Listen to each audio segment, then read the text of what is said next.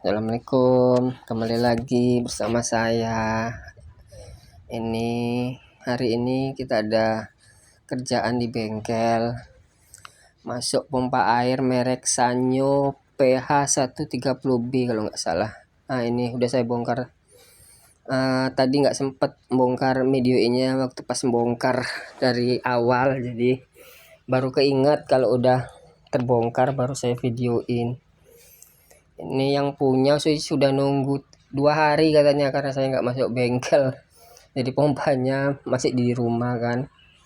Saya ketemu 2 hari baru ini saya tokok-tokok nih supaya keluar. Ginilah prosesnya. Proses mengeluarkan sanyo ini agak ribet memang. Bisa resikonya pecah. Jadi sebelumnya juga kita harus ijab kabel sama yang punya. Kalau terjadi suatu pecah gimana? Nggak jadi resiko kita ya, kita apa sama-sama lah. Setelah sudah saya keluarin bagian spoolnya, kalau kita mau mempelajarin, kita buka satu persatu, kita pelajarin jumlah ikatannya, jumlah gulungannya. Ini besar kawatnya, ini bagian spool 0,50 ya, bagian spoolnya. Kalau kita mau pelajarin gitulah. Kalau kita udah mahir, udah tinggal potong, tinggal gerinda aja apanya spoolnya. Tapi kalau kita mau pelajari satu-satu kita buka. Ini bagian statnya kalau nggak salah 0,30 ini saya ukur. Jadi di spool itu di bagian motor itu ada namanya spool dan bagian dalamnya stat untuk kapasitor. Ini kita terus belajar lah. Setiap ada masuk merek yang lain harus kita pelajarin lompatnya berapa, besar kawatnya berapa, sampai kapasitornya pakai berapa harus kita catat. Karena memang di tukang gulung ini di bagian spool ini memang harus punya catatan masing-masing untuk mengetahui besok-besok bila terjadi ada pekerjaan yang masuk baru datang, kita sudah mempunyai catatannya, sudah tidak mempelajarinya lagi, tinggal bongkar aja, kita lihat aja yang sudah kita catat tadi. Jadi ini cara mempelajari lompatannya. Kalau saya sih ini bilangnya lompatan ganjil. Ya mungkin setiap tukang punya cara masing-masing untuk mempelajarin barang yang masuk. Kalau saya sih ini saya bilang lompatan ganjil dari lompatan spool 5, 7, 9, 13 dan statnya kalau nggak salah 7, 9, 11, 13. Secara baca saya seperti itu. Kenapa saya bilang lompatan ganjil? Dia dari ujung kutubnya itu dari awalnya dari paret ke paret saya hitung 5. Jadi kalau udah dapat hitungan awalnya 5 berarti kedepannya 7, kedepannya 9, ada lagi 11, ada lagi ke 13. Jadi lompatnya kalau udah kena ganjil semua, kalau kena genap semua. Gitulah saya cara membacanya. Ini macam ini kan. Udah saya buat spoolnya 5, 7, 9, 11, 13. Itu mempelajari lompatannya. Tinggal mencari dalam hitungannya isian kawatnya. Udah saya ikatin itu 5, 7, 9, 11, 13. Jangan lupa minum es campur dulu biar enggak apa kali. Nah, inilah kutub-kutub yang sudah saya ikat ini. Itu lompatan 5, lompatan 7, 9, 11, 13 yang akhir. Jadi spool itu ada 2 kutub. Kutub sebelah sini dan kutub sebelah atasnya. Begitu juga dengan stat. Kutub sebelah kanan, kutub di sebelah kiri. Jumlah kutubnya sama, isiannya juga sama. Nah, ini kutub yang nomor pertama ini kutub 5. Kutub 5 itu isiannya kalau nggak salah saya hitung itu ada 36. Ini kutub yang nomor lompatan kedua 7. Lompatan 7. Itu ada lompatan 7, 40 ya. Nah, 40. Udah saya hitung. Ini yang 7, lompatan 7. Ini lompatan 9 tadi udah tuh saya hitung juga jumlah lilitan dalamnya. Seterusnya ke depannya ada lompatan 11, isiannya 100 lilit. Dan lompatan yang 13 jumlahnya 50 lilit ya.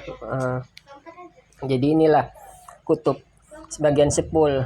Begitu juga bagian start seperti ini, ada dua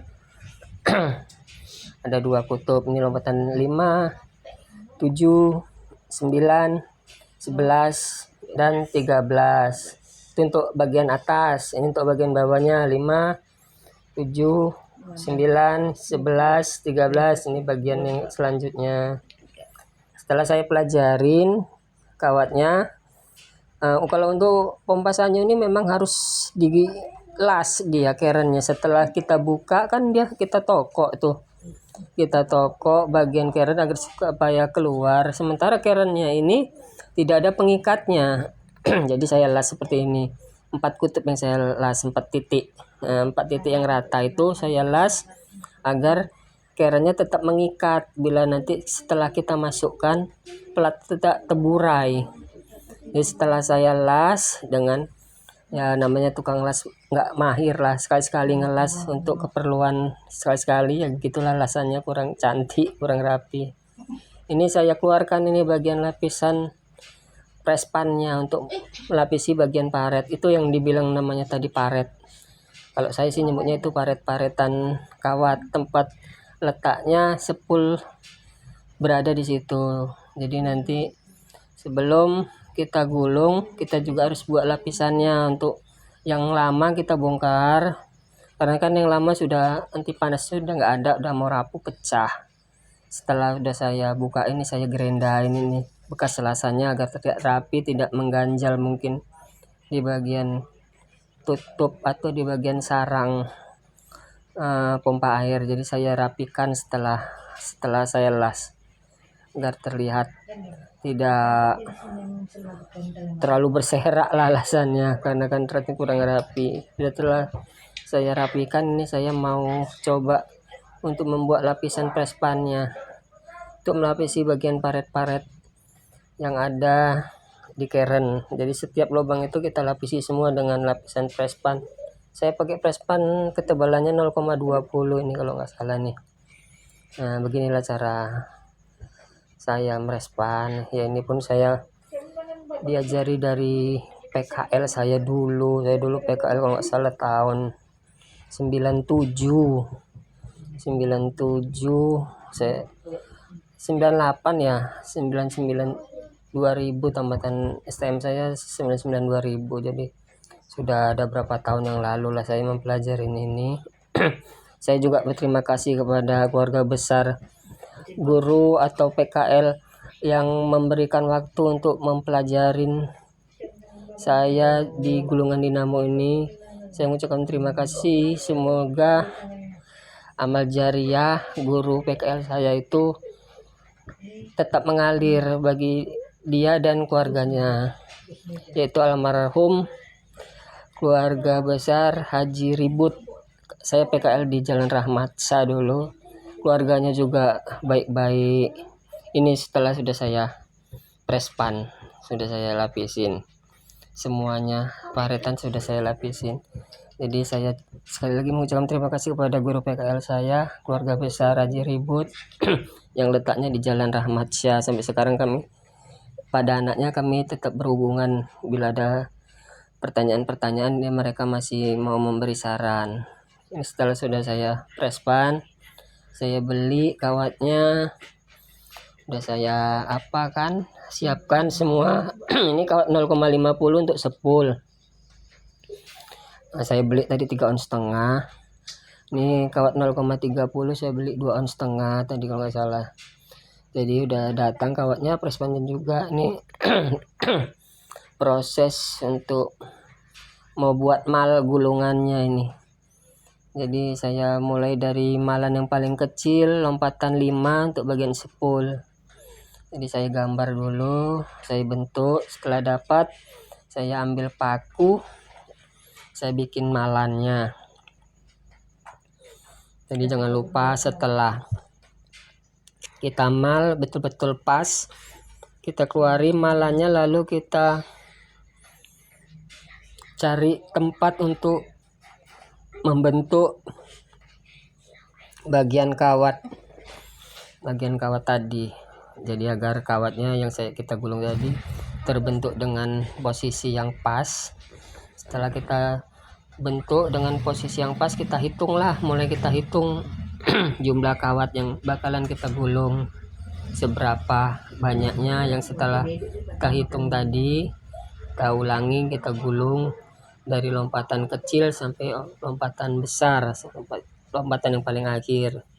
Jadi kita mulai dari lompatan 5, setelah 5, 7, 9, 11, 13 sampai dengan selesai. Kita bikin 2 kutub, atas dan bawah. Begitu juga dengan lompatan start. 7, 9, 11, 13 kita buat 2 untuk samping kanan dan samping kiri. Jadi untuk di dalam keran ini ada 4 kutub, 10 atas bawah, yang start kanan kiri. Jadi begitulah. Nah, ini cara saya sih, cara saya untuk mengerjakan ini. Ada sih yang spesialis sudah ada malannya. Kalau memang udah spesialis, kalau saya kan jarang-jarang juga dapat kayak gini. Ya pas lagi dapat syukur alhamdulillah. Cuman memang kalau untuk ngemal itu, kalau Shimizu saya yang udah punya, karena Shimizu sering masuk, pompa air merek Shimizu itu sering masuk. Jadi saya udah punya malannya dari kayu, tinggal nyucuk kan aja. Tapi kalau yang merek baru ini harus kita cari lagi posisinya, posisi malannya yang bakalan cocok di mana letak pakunya kan, jaraknya dari paret ke paret. Jadi kita setiap pompa atau setiap barang belum tentu sama, kalau lain merek udah pasti lain malannya. Jadi kita pelajari dulu dari lompatan 5 seberapa jaraknya, terus maju lagi ke depan lompat 7, kita cari lagi jaraknya yang pas. Begitulah seterusnya dari lompatan 10 sampai lompatan start, prosesnya sama. Kita harus mencari titik pasnya di mana. Posisinya ini saya gulung mulai dari lompatan 5. Saya gulung sepulnya dulu. Sepulnya saya kerjakan selesai. Habis itu baru kita mulai dengan startnya, kawat 0,30. Ini 0,50 ini kawat yang saya gunakan. Kita harus mengikuti jumlah dari hitungan yang awal yang kita dapat dari gulungan asli pabrikannya. Jadi kita sudah punya dokumen. Untuk membuat dokumen itu harus, karena dokumen itu yang nanti membuat kita tidak lupa, karena setiap pompa atau dinamo itu mempunyai hitungan yang berbeda-beda, jumlah kawat yang berbeda, besar kawat juga yang berbeda. Jadi diharuskan harus mempunyai buku itulah untuk pedoman kita bekerja, karena kita nggak akan mungkin bisa menghafal setiap barang masuk. Itu tidak akan mungkin bisa kita hafal semua, karena pompa atau barang-barang pekerjaan yang lain itu memang mempunyai apa masing-masing. Situlah kita gunanya ada buku. Sekali lagi, buku itu penting untuk mengingat agar tidak lupa. Ini setelah udah saya gulung nih bagian sepul, ada 2 yang bakalan masuk ke sini nih. Nah ini sepul nih, atas bawah itu sepul. Lompatnya udah cukup, dari lompatan 5 sampai lompatan 13 sudah ada di situ. Inilah bakalan yang kita masukkan ke dalam keran nanti. Itu lompatan 5 saya hitung itu jari saya. Ini udah mulai saya gulung bagian sepul, 11 sudah masuk, sudah siap, bisa dibilang siap sepul yang bagian atas, tinggal balasannya sepul bagian bawah. Jadi kalau bagian bawahnya saya lanjut. Ini bagian bawah. Jadi memang mengerjakannya ganti-gantian. Setelah siap bagian atas sepul, baru bagian bawah sepulnya. Ini bagian atas, bisa dibilang bagian atas separuh. Yang ini bakalan masuk ke sebelahnya lagi nanti. Ini bagian sebelahnya. Ini startnya. Ini startnya ada 2 kutub juga dengan jumlah berbeda-beda. Ini setelah ini udah siap saya masukkan. Inilah barang yang sudah saya sepuluhnya sudah saya ikat, bakal mau saya masukkan ke dalam sarang ini, sarang pompa airnya. Jadi jangan lupa setelah diikat ini kita pastikan baik, kita minyak pakai serlak. Jadi kita serlak lagi, setelah kita serlak baru kita masukkanlah bagian pompa gulungan dinamo tadi. Ini saya masukkan dengan cara manual juga, saya tokok-tokok seperti tadi. Caranya mengeluarkan juga saya tokok-tokok, tapi kalau ini kan saya tokok ke dalam. Bagian kerannya yang saya tokok biar masuk. Kalau proses buka tadi, sarangnya yang saya tokok pakai media kayu. Jadi proses kerannya naik ke atas. Kalau di saat pemasukan kerannya yang saya tokok biar dia masuk ke dalam ke bawah. Ini udah menjelang jam berapa ya, udah sekitar jam setengah 6 lah, ini setengah 6 sore. Mau saya buru siapkan karena besok ada kerjaan lagi yang menunggu dan saya juga nggak enak kalau kelamaan. Jadi ini udah siap ya, mudah-mudahan video ini bermanfaat. Assalamualaikum.